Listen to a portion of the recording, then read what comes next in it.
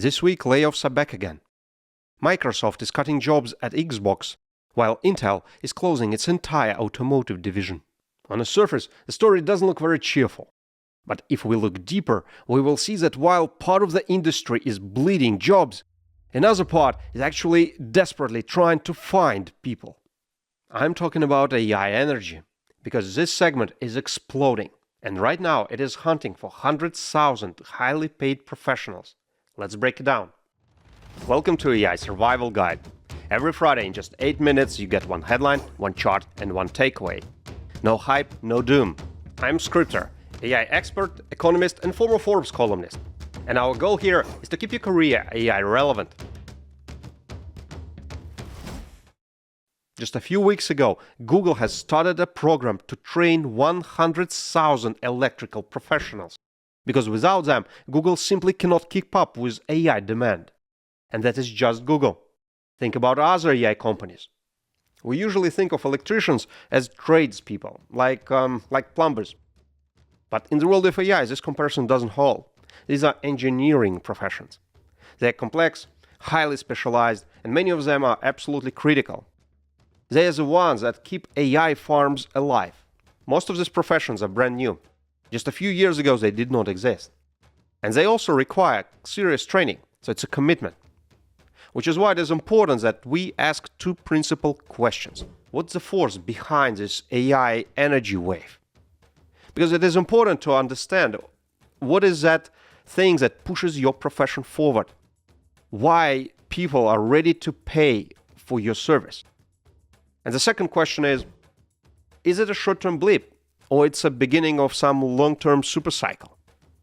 Are these professions going to disappear just like so many others? Or they're here to stay? Are they AI safe? And that's what we're going to unpack in the next 6 minutes. This chart is from the US Department of Energy, and it shows expectations of the data center energy use. And in the last 4 years, it almost doubled. And it is expected that in the next 3 years, it will double again. And that growth almost entirely comes from AI. The Department of Energy estimates that the number of AI servers will grow from current 6 million to more than 12 million in about 3 years. And that's official government estimates. But let me show you one very interesting chart. These lines are from 2016. And it's basically expectation of how much power data centers will be consuming. And again, this is what they were expecting in 2016. And here's this line. This is what actually happened. In other words, they completely missed it. They completely missed the AI energy boom. But that's not just the government officials or Department of Energy, no. Everybody did the same thing. The whole AI energy boom came to all of us as a surprise. Surprise. And this is a word that we're actually going to use a lot today. And it will help us to understand what is going on in the AI energy industry. I always knew how hungry AI is, energy hungry. But somehow it happens that the first time when I actually saw this firsthand was just last year. When I was doing a project for one of the world's largest hyperscalers. And for those of you who haven't seen them yet, hyperscaler is a company that builds AI factories. These huge data centers that have just one purpose to generate intelligence. Basically, enormous data centers packed with AI chips, AI servers. I cannot really share much about that project just because of an NDA sign. But I can share two things. These AI factories, the hyperscalers that are generating intelligence, they simply cannot find adequate workforce. They experience enormous shortage of skilled people. Why? Well, for one simple reason. Because nobody expected it. It came as a surprise. This whole concept of AI came as a surprise. Just a few years ago, it was just a thing that just a few people in laboratories knew. Now it is commercial. It is changing the world, the entire planet. And the whole thing is a surprise for the planet. Another surprise is electricity grid. Because we all kind of got used to the news that our electricity grids are inadequate. All these shortages in the US and Europe and Spain recently, in Australia. The grid has not been upgraded since 1980s. And now we have AI with absolutely enormous demand for power. So the grid system has to be rebuilt pretty much in the entire world. Well, at least where AI will be important. Also, another surprise, somehow it happens that in the last few decades, the Western educational system was focused on on training jobs like lawyers, bankers, finance, and so on. DEI specialists and sustainability managers. But they were not training engineers. It is clear that the educational system was misaligned, was not training engineers. And that's a big surprise, because this is actually, now it's clear that these are the jobs that are needed. The world doesn't need bankers or lawyers anymore. The world needs engineers. So that was a huge surprise. But then, somehow, on top of it, somehow it turned out that in the last few decades, the world was relying on outsourcing pretty much everything that relates to engineering and manufacturing, including electricity infrastructure. Almost everything is produced in China.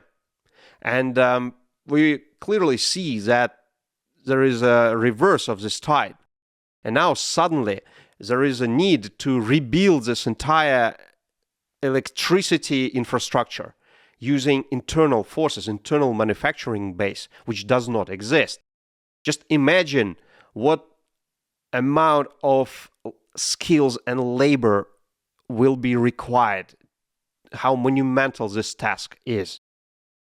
And it's also an enormous surprise. So my point here is that when so many surprises coincide, miracles happen. Compensations goes up. Visas are being issued. Jobs appear. This is a miracle. This is a major super cycle, a major wave. And one thing is certain here. Just because of so many forces coincide in one, it will take lots of time to sort it out for the economy, to make it work. Lots of time. And this will be a bottleneck. There will be an enormous shortage of people capable of actually solving this puzzle and making this whole thing work. And that's why these jobs are likely to stay. This is not a short-term thing. They are likely to stay for a long time, for decades. I personally think, I believe that this is where, in the next few decades, this is where lots of successful careers will be built. It just has to be approached properly. Because, again, it's a complex matter. But as a big picture, this is where the current is going. This is where the wave is going. And the wave is gonna stay. And now the question is, what kind of skill set this AI wave, AI energy wave gonna need? How do you ride this wave? Well, this is a immensely interesting and deep topic, and I don't think we can cover it in 8 minutes. But if you have interest in this, if there is demand for this topic, I would be keen to create a dedicated video dedicated guide just about that. So if you are interested, if you need that video, go to the comments and just say something. Hey, I need AI guide, AI energy guide. And if you are very interested about it, and if you think that you have friends who might be interested, just send this video to them and ask to do the same. And once we get 100 comments asking for this guide, we're going to build a dedicated guide just about that. And one more thing. If you're interested in broader discussions about how the AI and energy concepts are playing out, how this entire game is evolving, we have a video specifically about that, about AI and energy, and more specifically about fusion, how the fusion comes into this, and nuclear fusion, thermonuclear fusion comes into this play. And the video is right here. It's on the scripted channel, so just click it and you will be linked to that video. Enjoy!